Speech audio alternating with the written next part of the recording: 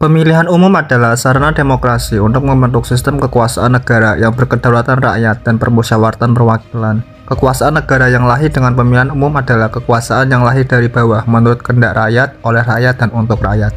Pemilihan umum bertujuan untuk menegakkan prinsip kedaulatan rakyat. Pemilihan umum dikatakan sangat penting bagi sistem partai di negara manapun, termasuk di Indonesia. Sebagai negara demokrasi, maka Indonesia wajib menyelenggarakan pemilihan umum guna memilih wakil rakyat untuk melaksanakan fungsi kenegaraan. Di Indonesia sendiri, pemilihan umum telah direncanakan jauh sebelum tahun 1955, yaitu pada 5 Oktober tahun 1945. Pada tanggal itu, pemerintah telah merencanakan akan melakukan pemilu, namun karena keadaan negara yang belum stabil, sehingga pemilu tersebut belum bisa dilaksanakan. Pemilihan umum tahun 1955 merupakan pemilihan umum yang pertama kali diadakan di Indonesia, yaitu pada masa Kabinet Burhanuddin Harahap. Pemilu yang dilaksanakan pada masa pemerintahan Kabinet Burhanuddin Harahap ini diselenggarakan 2 kali, yaitu pada tanggal 29 September tahun 1955 dan 15 Desember tahun 1955 untuk memilih anggota konstituante, di mana konstituante adalah badan yang bertugas menyusun undang-undang menurut ketentuan Undang-Undang Dasar 1950.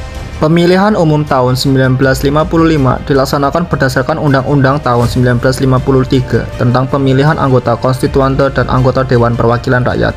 Rancangan undang-undang tersebut diserahkan kepada DPR pada 25 November dan disahkan pada 4 April tahun 1953. Persiapan untuk pemilihan umum mulai diadakan oleh Kabinet Ali Sastro Amijoyo I pada tanggal 31 Juli tahun 1953 sampai 12 Agustus tahun 1955. Hal-hal yang dipersiapkan antara lain membentuk panitia pemilihan umum, baik untuk pusat maupun untuk daerah, penetapan daerah pemilihan dan daerah pemungutan suara.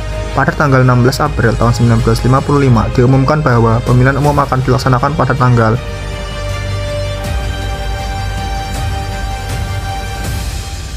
Salah satu masalah pokok yang menjadikan kampanye sangat panas adalah persaingan antara Masyumi dan PNI menyangkut peran Islam dalam negara. Presiden Soekarno memperingatkan bahwa upaya menjadikan Indonesia sebagai negara Islam akan disusul dengan pemisahan diri wilayah-wilayah tertentu.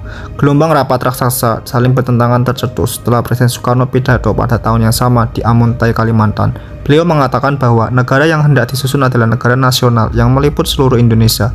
Kita tidak ingin mendirikan negara Islam, karena jika kita mendirikan negara Islam, maka wilayah-wilayah yang penduduknya mayoritas beragama non-Islam akan melepaskan diri dari wilayah RI.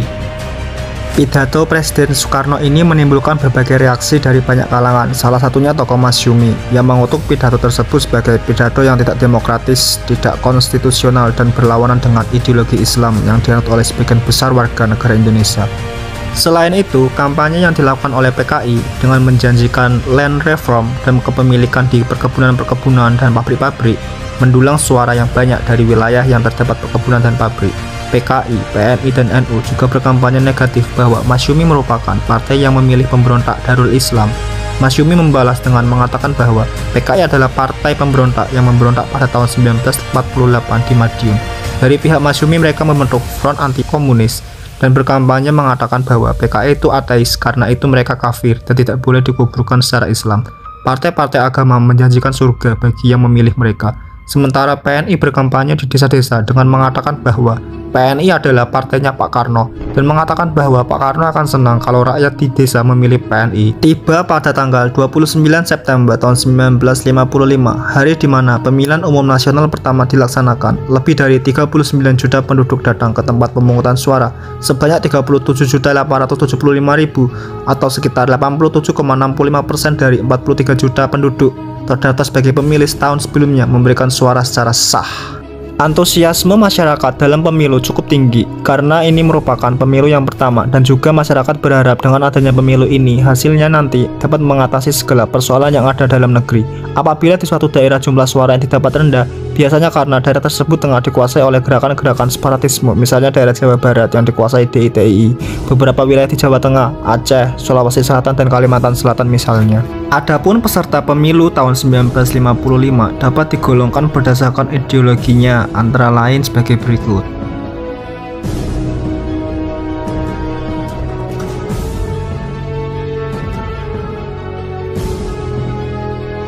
Dalam pemilu tahun 1955 telah muncul 4 besar partai, yaitu PNI, Nahdlatul Ulama, Masyumi, dan PKI. 5 besar pemenang dalam pemilu tahun 1955 adalah PNI mendapatkan 57 kursi DPR dan 119 kursi konstituante atau sekitar 22,3%.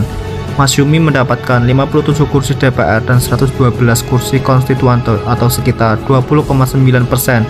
Nahdlatul Ulama mendapatkan 45 kursi DPR dan 91 kursi konstituante atau sekitar 18,4%. Sedangkan Partai Komunis Indonesia mendapatkan 39 kursi DPR dan 80 kursi konstituante atau sekitar 16,4%, dan Partai Syarikat Islam Indonesia sekitar 2,89%.